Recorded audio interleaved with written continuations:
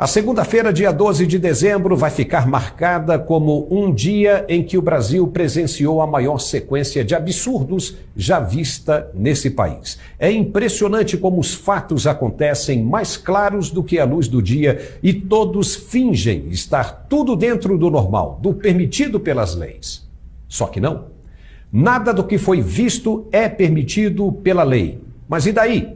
Que se dane o que você pensa ou vai pensar? Quem vai levantar a voz? Quem vai reclamar?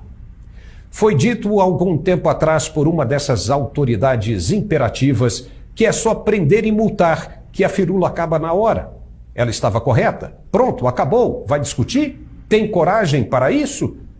No plenário do TSE, durante o processo de diplomação do presidente e vice, aconteceu um episódio bizarro, sobrenatural, de outro mundo, que está causando o maior desconforto em todos os segmentos da sociedade brasileira. E por que aconteceu? Por causa do sentimento de impunidade, de soberania sobre todos, que transborda pela panela como se fosse um leite fervente.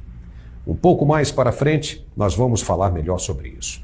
Mas, ao ser chamado para compor a turma da diplomação, o ministro Benedito Gonçalves, sem saber que o microfone ainda estava ligado, deu um tapinha no ombro do presidente do tribunal e cochichou no ouvido dele o que o Brasil inteiro ouviu.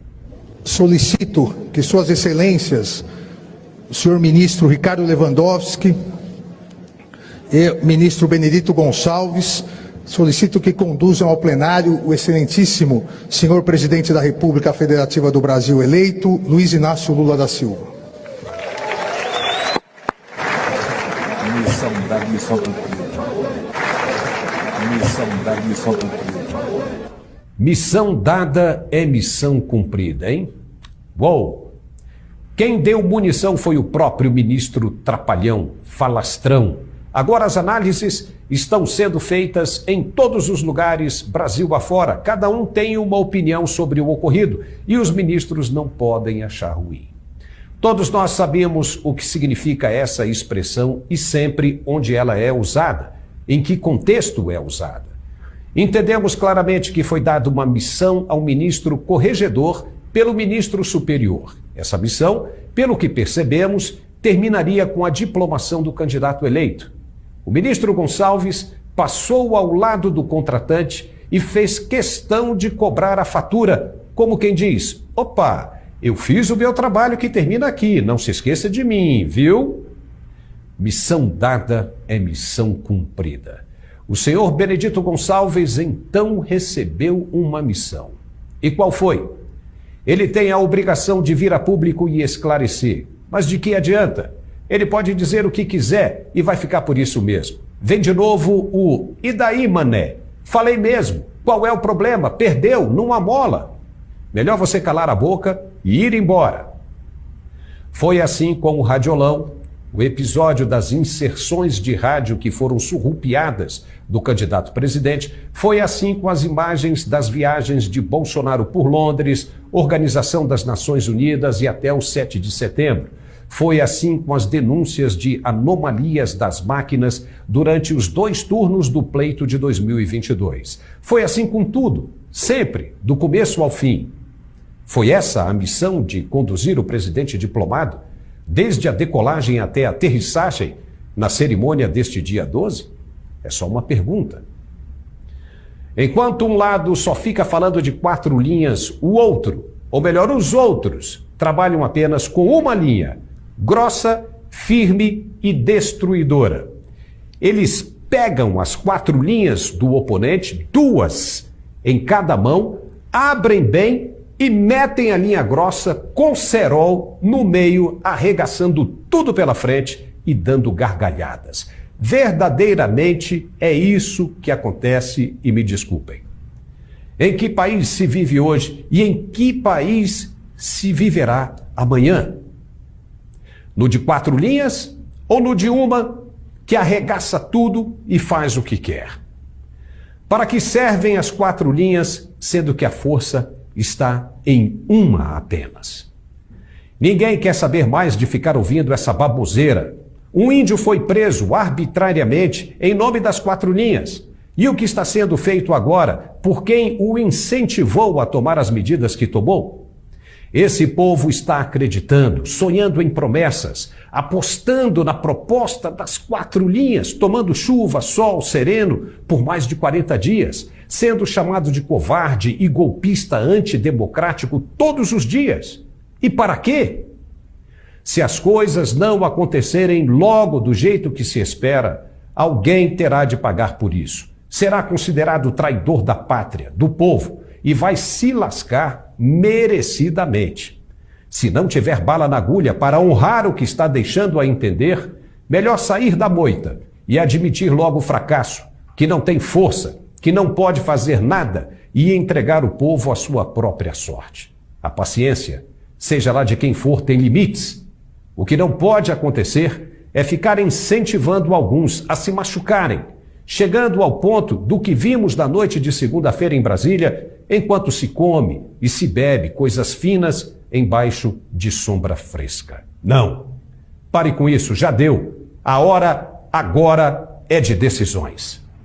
No tumulto de Brasília, o Brasil presenciou o que pode ser o pavio aceso desse barril de pólvora que apenas começou a estourar. Obviamente que a confusão não iniciou pelos manifestantes pacifistas. Todo mundo já sabe que a desordem partiu de pessoas infiltradas que querem tumultuar o processo para que se justifiquem tomadas mais drásticas de decisões. Os manifestantes já deram provas por mais de 40 dias que não querem confusão. Eles se concentram em frente aos quartéis com suas famílias, crianças e idosos. Violência é praticada por milícias, grupos organizados de criminosos, não por pessoas de bem, que sabem das consequências e não estão dispostas a botar tudo a perder. Se fosse para os que pedem a intervenção federal e militar, usar da violência já o teriam feito há muito tempo. Mas não, estão há mais de 40 dias, de novo, orando e cantando o hino nacional brasileiro, carregando faixas e gravando vídeos ordeiramente. O que aconteceu em Brasília foi um ato atípico e desordeiro, com alguns criminosos sendo identificados. Uma reação lamentável que apenas tende a piorar, uma vez que não é possível imaginar o que se passa na cabeça dos que estão assumindo o controle do país agora. Só para se ter uma ideia, logo depois da diplomação, aconteceu o que ninguém, em sã consciência, poderia conceber a respeito do judiciário brasileiro, mesmo depois de tantos absurdos. O advogado de Lula, Cacai, que advoga no Supremo Tribunal Federal, deu uma festa em sua casa no Lago Sul de Brasília, regada a bebidas caras e muito samba para comemorar a diplomação dos eleitos. E quem estava lá? O presidente do TSE, Alexandre de Moraes, os ministros do STF, como Dias Toffoli, Ricardo Lewandowski, Gilmar Mendes e o presidente do Tribunal de Contas da União, Bruno Dantas. Todos bebendo uísque, vinhos e dançando em rodas de samba. Pergunta: como o cara, sendo ministro do STF, vai confraternizar com o réu mais polêmico de toda a história do tribunal? E mais, como o presidente do TSE vai socializar com o eleito no processo mais duvidoso da história do país? Como? Isso é, no mínimo, amoral. Não poderia ter acontecido de jeito nenhum, pois são os ministros do Supremo que vão julgar os atos do presidente. O Tribunal de Contas que vai julgar as contas do presidente. Todos na casa do advogado do presidente, que advoga no Supremo. Foi o que dissemos no início dessa análise. O excesso de confiança faz com que os atores não estejam nem aí para o que vão pensar. Já não dão mais a mínima para o povo. Os atos por si só já mandam o recado, tipo: e daí, mané, qual é o problema? Perdeu. Missão dada é missão cumprida. E é isso mesmo. O Brasil deixou de ser uma república das bananas para se tornar a república dos manés, que vivem nas promessas e sonhos intermináveis das 4 linhas, que não servem mais para nada. É lamentável. Quai, seu app de vídeos curtos.